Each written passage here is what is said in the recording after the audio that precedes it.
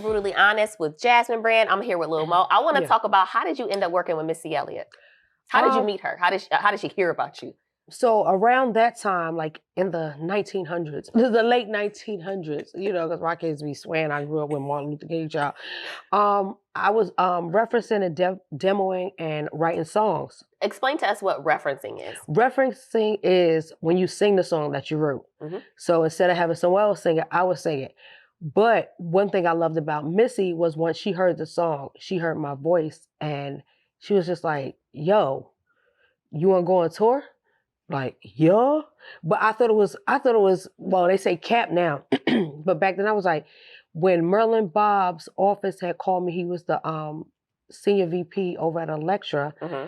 He was like, Missy wants you to call. I'm like, yeah, all right. Mm-hmm. Cause like, I'm just regular. Like, I just got my nails done at the mall. Right. Missy Elliott was a car. Mrs. Help.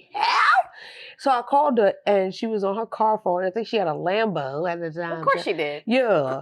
And she was like, hold on. She was telling her, turn down the music. She was like, yo, like, I heard your references. And she was like, we have to meet. Okay. And I think later on that day, I went to the city, they sent a car service.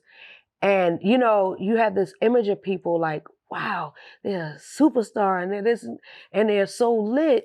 And when I met her, we was the same height. I was like, yeah, this is my girl. This my sis. And like literally from the day we spoke up until now, like the best like it's like a sisterhood that's unbreakable, genuine. What year did you start working with Missy? That was like in 1998. Okay. So when you got with Missy, were you a background vocalist and a song? I was writing songs. So I was writing songs for when she called me. So she had her label Goldmine. Mm-hmm. So she had Nicole Ray, an artist named TC, and an artist named Mocha. She had other artists, but I started working with them. Okay. So I started vocal producing and writing songs. And actually, she was doing the album with Hot Boys on. I believe that was the Real World album. Okay. So like she literally had me hit the ground running. Okay. So it wasn't like, oh, well, we're gonna do this, we're gonna do it. Like we literally went in the Hit Factory and was working that day.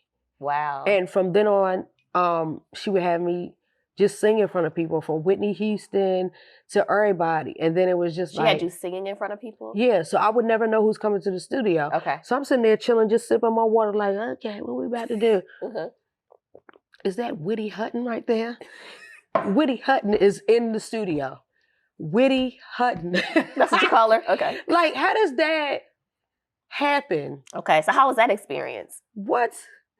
You grow up in the church and you see the person that you've looked up to your whole life go secular and say, if she can do it, I can do it. And then you meet her face to face and you think that she's going to be walking around and acting like, where's my wind and my light and my coffee and my tea and my puppy? She was like, you Lil Mo? Like, wait, how do you know my name, first of all? Right. And then they tell you, go in the booth with her. So you went in the booth with Whitney Houston? And it was about to faint, child. Faint. I probably pooed it.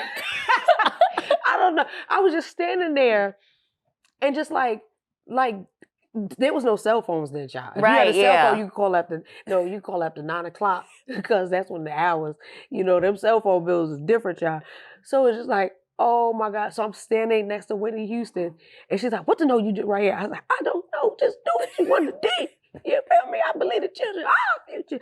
So it was like, wow, I'm standing here and I think my throat had closed up and she gave me a fisherman's friend. I was like, nothing would come out. I'm standing Is that what y'all singers use? Is that like a cough drop that singers use or something? Fisherman's friend is like the highest level of the acidity in a fisherman's friend will open your throat. Like ginger, like lemon, tastes like lemon. It's like it's an opener. Okay, so she helped open your throat. Me, and I was like, ooh.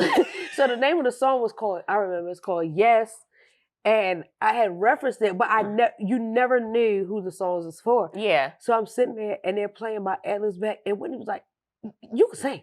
And I was like, nothing will come out. Right. Yeah. So I was like, just like really in shock. Yeah. And every time I saw her after that, because Whitney was a superstar, but she would be hanging out with Faith Evans and be like, I was like, wait a minute, Whitney used to do that? She was saying, heck, I wonder if she remembered me. Right. And she told me, like, every time she saw me, she would be like, I was listening to the radio the other day, and I said, is that Mo? No, that ain't Mo, because ain't no other person like Mo. And I'll never forget that. Oh, wow. So could you imagine? So it wasn't what she said or what she did, but the way she made me feel.